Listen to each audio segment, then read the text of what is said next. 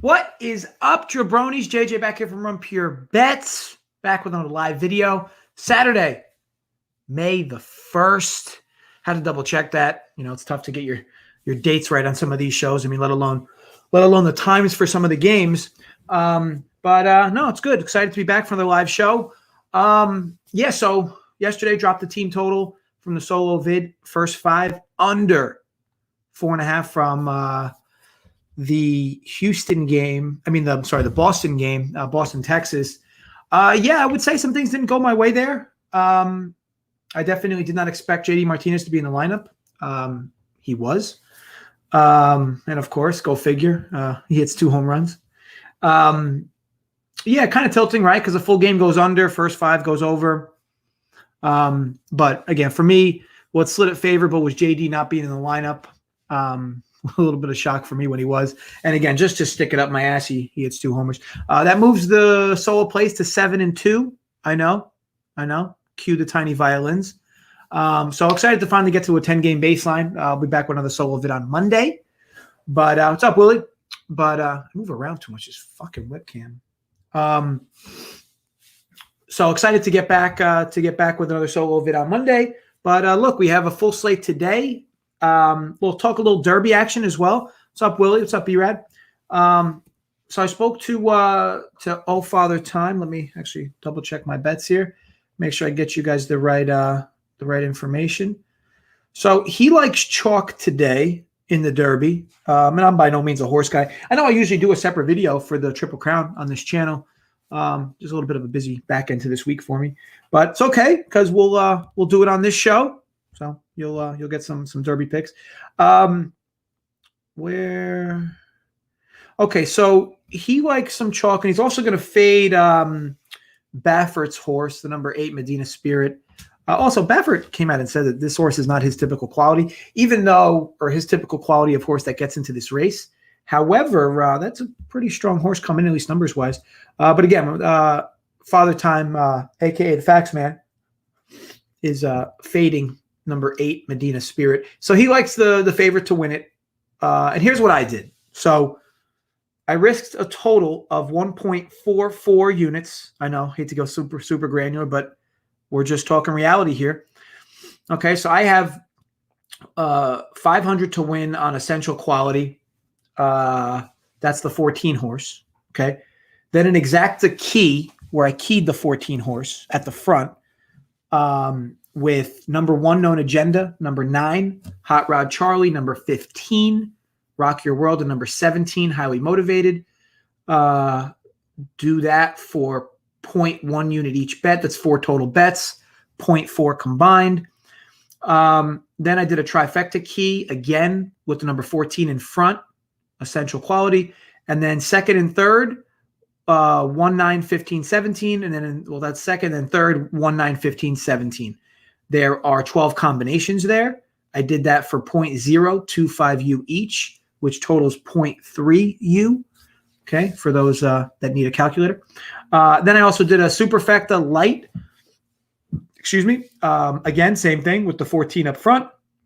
Second place, 1, 9, 15, 17. Third place, 1, 9, 15, 17. Fourth place, 1, 9, 15, 17. So I'll post it in here. 14 to win the derby, and then it's basically 14 keyed in front of, we got 1, 9, 15, 17 for exactas, trifectas, and supers. Look, I'm by no means a horse expert. Okay, I'm not going to sit here and blow myself, but I normally do a Triple Crown video for each video each year, and here I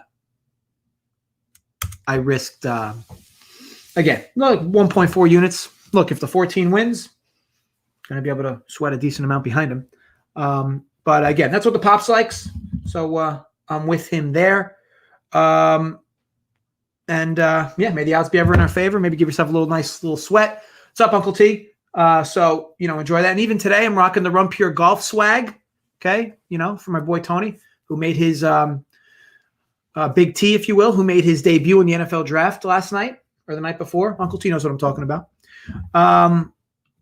Okay, so without further ado, we're already 6 minutes in. We can start with the slate. So, Washington, Miami. Okay, Patrick Corbin. So Corbin, I mean, I don't even know what to make of him because his surface stuff is bad and his advanced stuff is bad. He does draw a paltry Marlins lineup, though, without Marte, which, of course, helps. This team lacks a lot of, I guess, consistent pop. Obviously, Aguilar can go out and Duvall can go out. But overall, after them or in between them, there's really no one else that's got pop. Now, Corbin's big issue has been he's getting a lot of hard contact off of him. And look, Paul Campbell, nothing crazy good or crazy bad, in my opinion, on Campbell. So I'm kind of like indifferent on him. Usually, young guys like him, I'm not overly. I don't jump. I want to be clear. I don't like jump to bet on young pitchers, especially that I don't see get a whole lot of experience.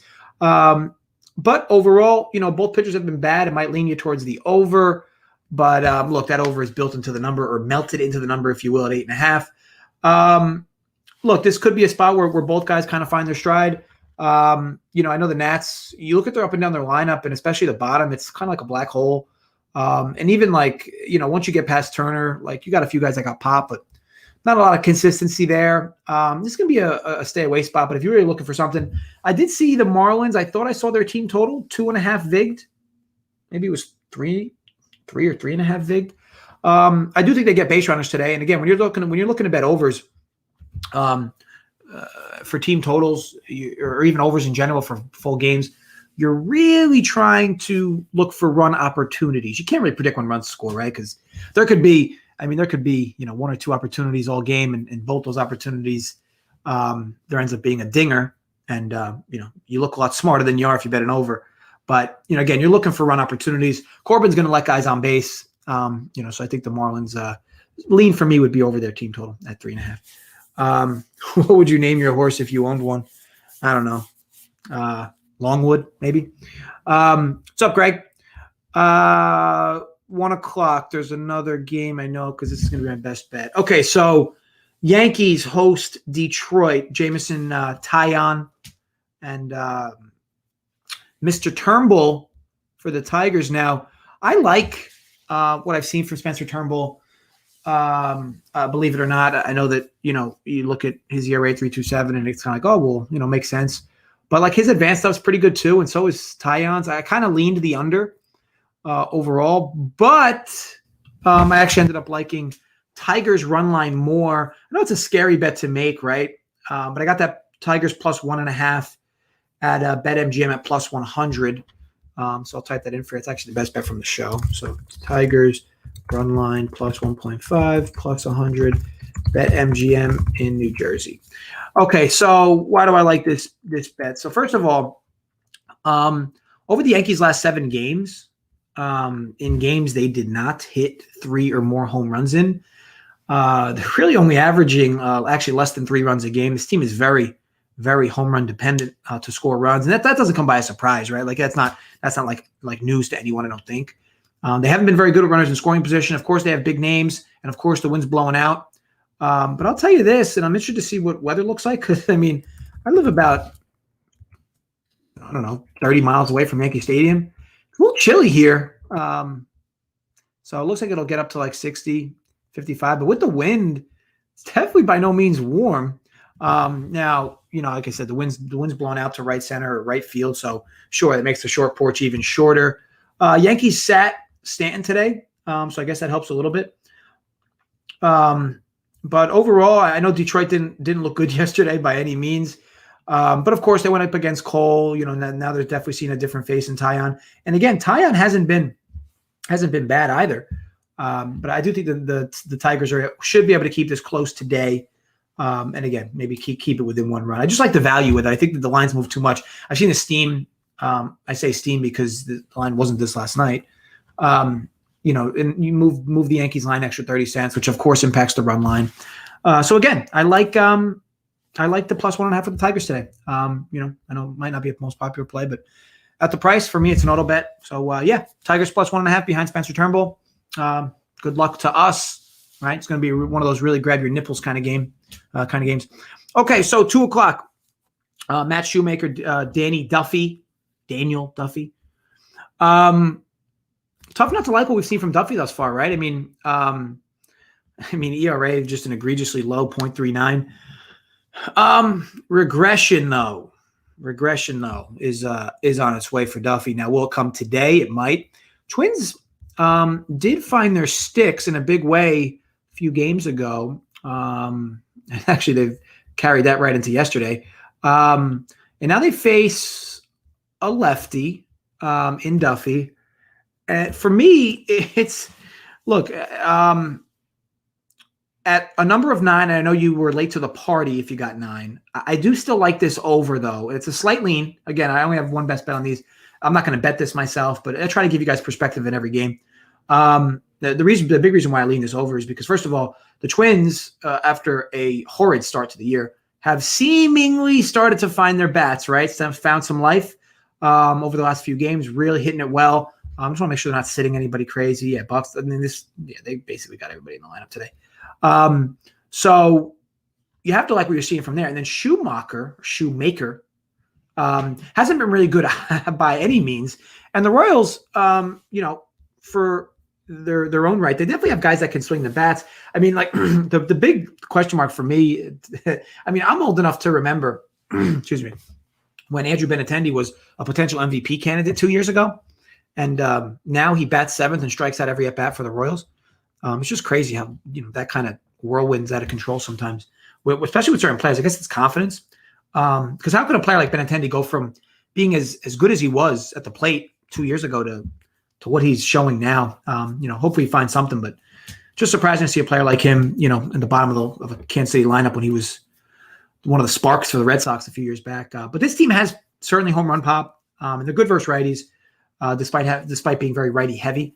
So yeah, I think the Royals get some runners. I think the Twins could put some out. I lean that over at 9 again. I know you're late to the party, but that would be my lean. Let me see, what do we got for next game? So, White Sox in Cleveland. So Lance Lynn, and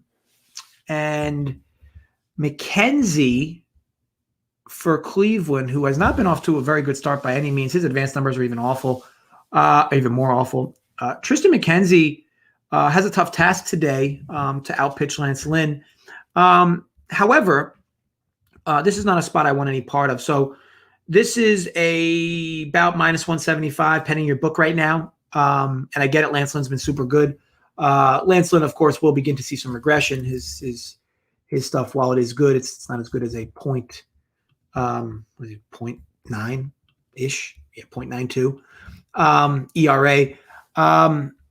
Regression's coming for Lynn. And look, I kind of like, I don't want to say I've liked, kind of liked what I've seen from Cleveland. However, Lance Lynn's been like a little too dominant for me to want to jump in front of. So like you see me, I'll jump in front of a guy like Tyon, right? When he's -230. Lance Lynn at -170 against Cleveland, it's not really a spot I want to jump in front of Lance Lynn at. To me, it's fair. I don't want to lay half run with Chicago either, though. This is going to be a complete layoff spot for me. McKenzie's a little too volatile for me to want to back him first 5 or even game. And Lance Lynn's been a little too good for me to want to jump into this after the market's already hit him. So going to be a layoff spot for me. Nothing I really – and even the total is fair at 8.5, so not a spot I want to jump in on by any means. Oakland, Baltimore. So, excuse me, Jesus Luzardo going up against Matt Harvey. Folks, many folks might be old enough to remember when he was the best pitcher out of all of them for the Mets. The Dark Knight, if you will. He's just a complete gas can now. Now, granted, his ERA is 4.26, so it's not crazy, but there's just a lot of things he does or has been doing over the last, 2 or 3 years that makes you very worrisome. Now, he's had a few good starts to start the year, and he's actually got a decent sample too at 25 innings, but he's just a tough guy to want to trust. And you can see the market doesn't trust him much either.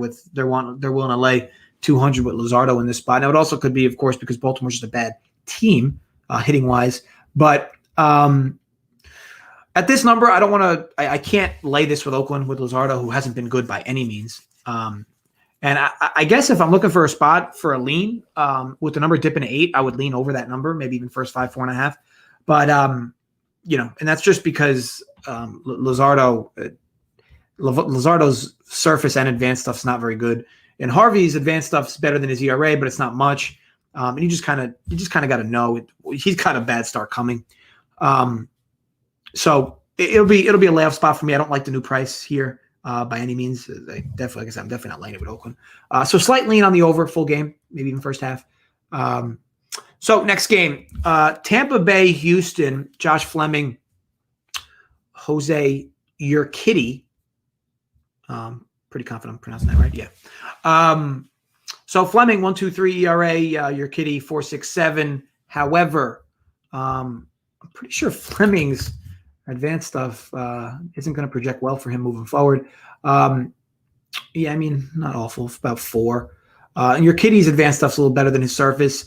For me, after what I saw last night, it's a tough Houston team to want to bet against. It's a small line. It almost seems like too small, right? But the line is definitely slightly favorable for me in favor of Houston at minus 111. I'm even seeing, minus 115. Yeah, minus 111, minus 115. So that'll be a slight lean for me. Houston, maybe even Houston first 5. I don't believe in what I've seen from Fleming, and I liked how Houston got to Yarbrough yesterday. They're going to see another lefty today. It'll only be for a few innings. Fleming's kind of like a bullpen guy of sorts. Only going to pitch, 3-4 innings at pop. So for me, call it a strong lean with Houston on the money line. Seems a little too easy, right? But I don't trust Fleming by any means. Okay, Cincinnati and Chicago, Luis Castillo and Zach Davies, 2 of my favorite guys. I haven't liked Zach Davies for a few years now in terms of what I've seen from him. I feel like he's just gotten a bit lucky over the last few seasons, a little too much. Now, maybe that's coming to a head, or maybe he's made some improper adjustments to his mechanics. I don't watch him pitch enough to give my own take there. I'm no scout. But Zach Davies has been getting hit pretty hard this year, and that should show pretty brightly by his ERA, right? Luis Castillo, I've said this before. You want to target Luis Castillo when he's pitching at home and when he's pitching in warm weather. It's not going to be super warm today, about 55-ish. So, here's the thing. If these 2 pitchers met on opening day or the day after opening day, I mean, this total would be 8, maybe 7.5. So if we're talking about adjustments being made for these 2 pitchers or these 2 arms, it's probably gone a bit too far, right? Now the total opens at 8.5. Now it's 9. Looks like a decent amount of over money coming in, and deservedly so, right? 2 bad ERAs. The wind coming out of Cincinnati today. Let me see.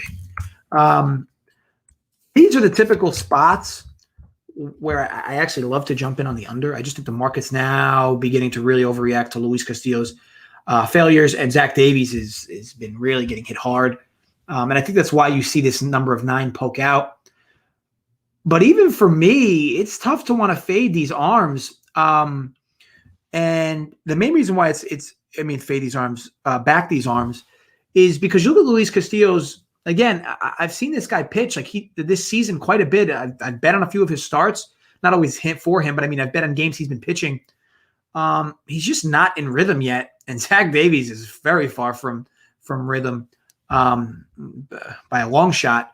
But again, if you're talking about market value, the market's already spoken about what the market thinks about these 2 pitchers. That's why this total's 9.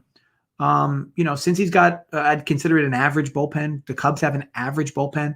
So it's not like, if these 2 don't pitch well or pitch well, it could get lost in the pens. Like for me, the 9 is just it's a bit of an overreaction, but I'm still not in tune enough to want to back it. But call it a strong lean for me, first 5 full game under.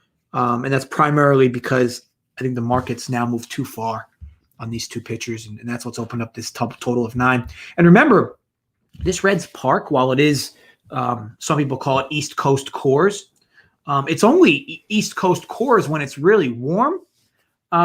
75 is warm, but it's not super warm, and it's not going to be super humid. The wind's not blowing out. So, call it a lean under, first 5 under. Okay. Next game. What do we have? So the Phillies and the Mets, Zach Wheeler and Taijuan Walker. I want to say this, like I'm a closeted Seattle Mariner fan, and I was a big Walker fan a few years back, and I felt like he kind of lost his way, and they gave him to Toronto, and now he's pitching for the Mets. I really liked what I've seen from him, though. Look, walking has always been an issue for him, and really getting a decent amount of punch outs. He's got good stuff. He should get more strikeouts than he has. But his fastball is back up again, and his K/9's back near 10. But regression's on its way, right? This dude's not going to hold a 2 ERA all season. I do, however, and this might be a hot take, I do think he's a better pitcher today than Marcus Stroman. If you guys watch my content enough, you probably know that I'm not a Stroman guy by any means. Too many for another day. So Taijuan Walker draws Zach Wheeler. Now, Zach Wheeler has been it's an interesting start for him, though, right? Going up against the Mets. But he's been good. I don't think he's been nearly as good as nearly as bad as his number, or his advanced stuff is not as good as his 3.1 ERA surface shows.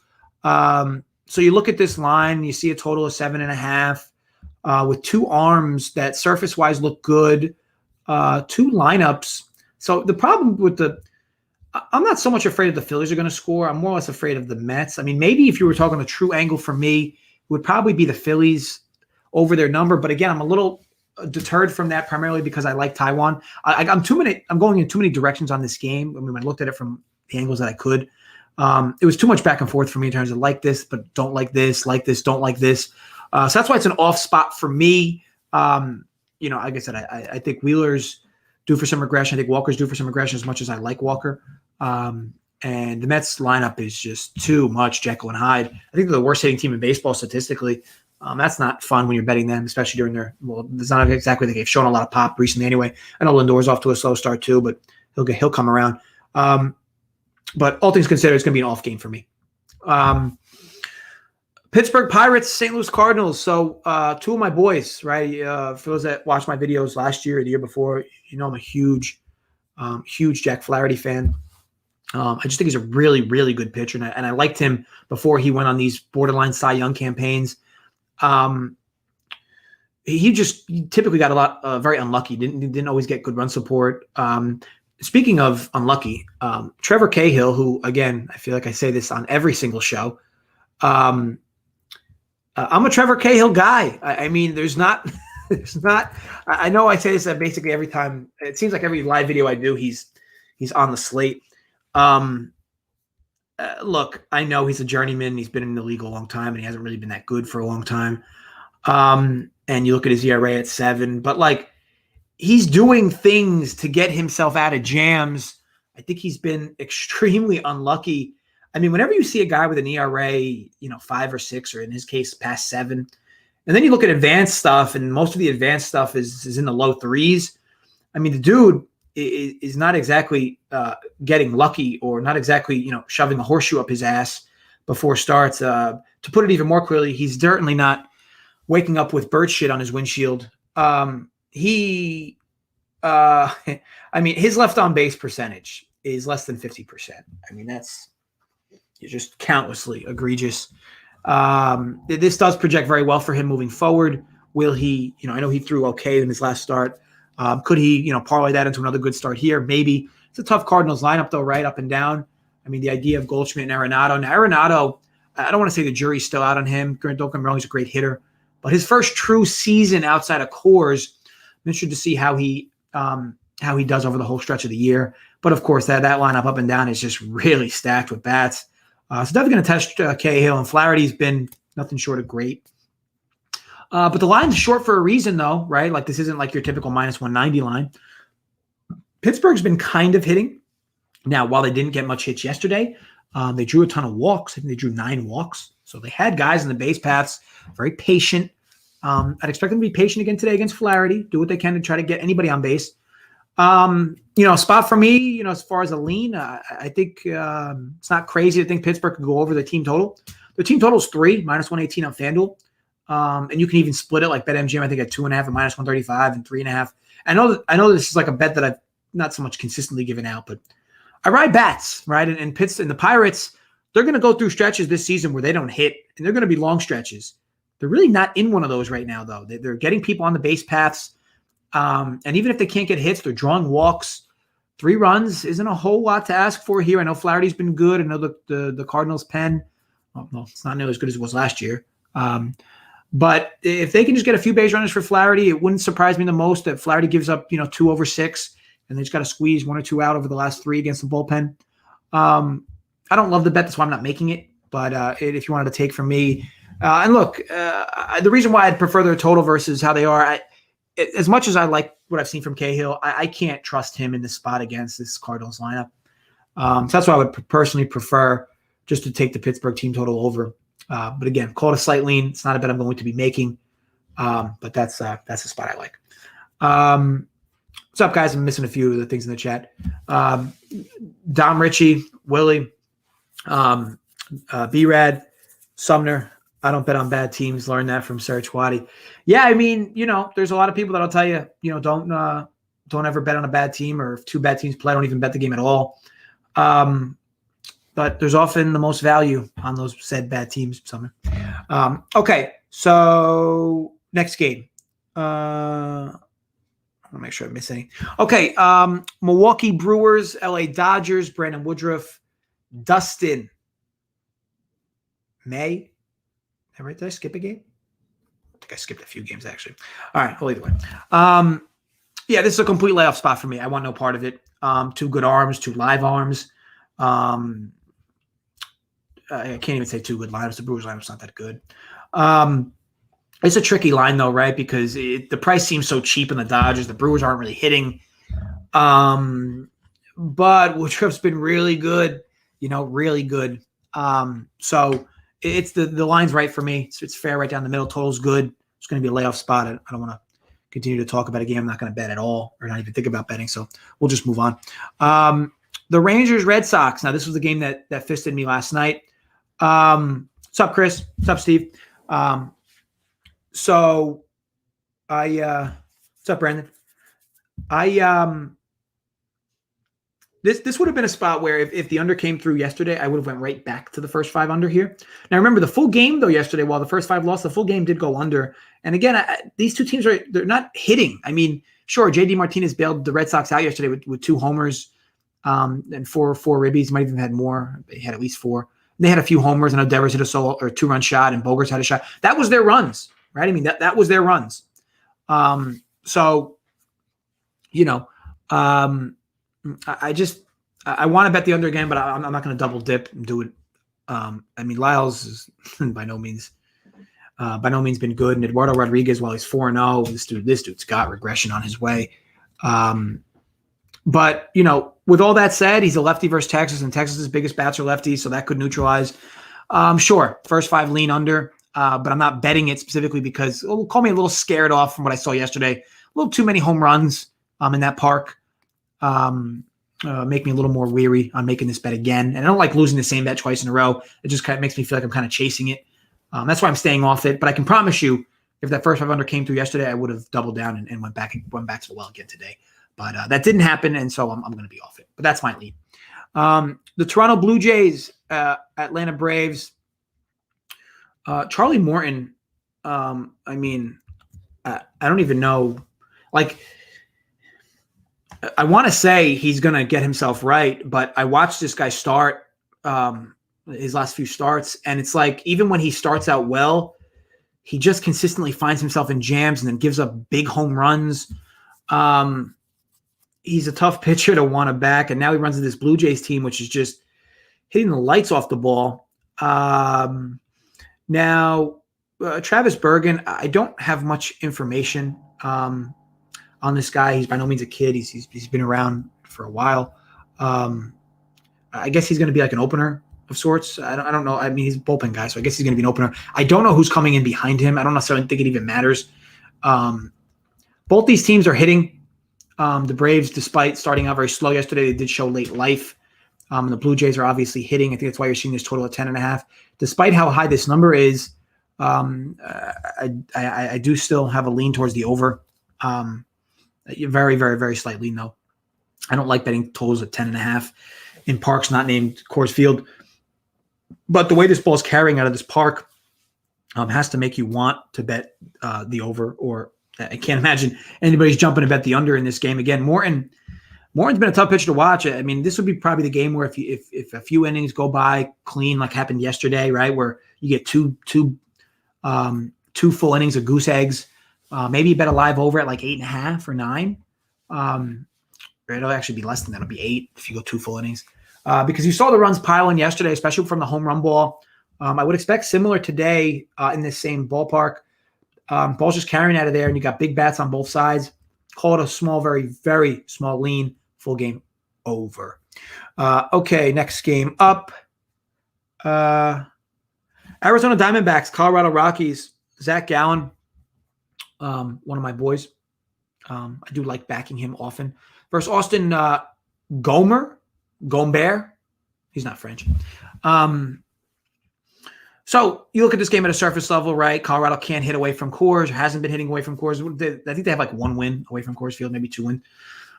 Zach Gallen's been good. I did say this a few games ago about Gallen, though. I feel like he's walking too many guys, and I know that it's kind of been a trend for him.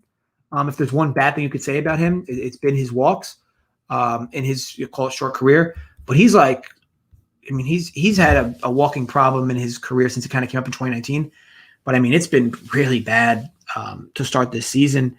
And that's going to become a problem. I mean, Major League Baseball hitters are not going to continue to hit him at 189 on balls in play. So that's going to start to go up. If his walks don't go down, this guy's got regression coming. Now, will it happen in this game? Maybe not. Maybe Colorado won't specifically expose him. But that's what kind of pushes me off. Look, Austin Gomber's not a good pitcher, in my opinion, by any means. And his advanced stuff doesn't really defend him either, as far as what the surface shows. But this is just a game I don't want any part of. Again, Gallen's going to have a very itchy start one of these games, and I don't want to be in front of the Diamondbacks when it happens.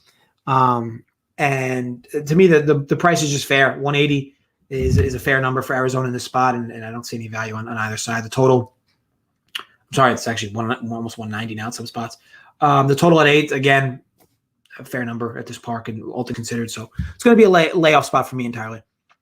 Padres and San Francisco Giants, Blake Snell and DeSclafani.